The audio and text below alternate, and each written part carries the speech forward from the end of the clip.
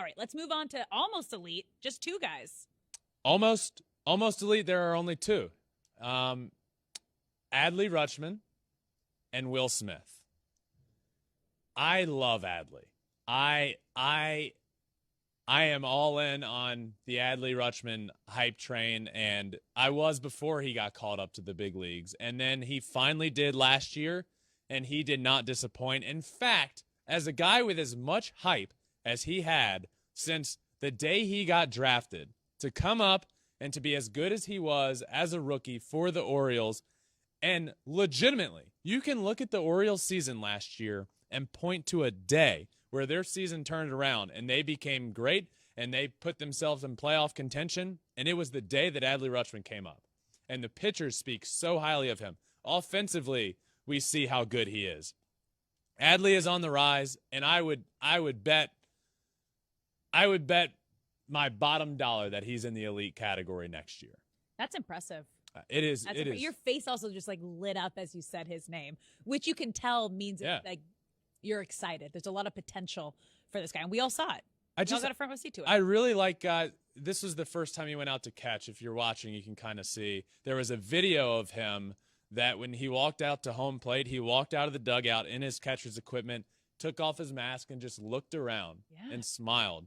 And it was so. I mean, it was just so cool. And to see the way he went about his first year in the majors was awesome. And I'm a really big fan of, as a guy that loves the game and wants to grow the game of baseball, what Adley Rutschman does on the field and off the field. He has a great presence on social media. He's on TikTok. He's on Instagram. He's doing it all. I think that's what the game needs. More guys like that. Julio's doing. There's a lot of these younger guys that are very active. And I think that's important when it comes to the long-term success and growth of the game that has been my entire life. So, yeah, maybe that's why my face lit up. I don't know. I mean, I just got chills watching this video because it does. It means so much. It's a moment that you spend your entire life working towards, and then you finally get there. And then to have a rookie season like he did it's what you dream of. Yep, absolutely. Will Smith is the other name here.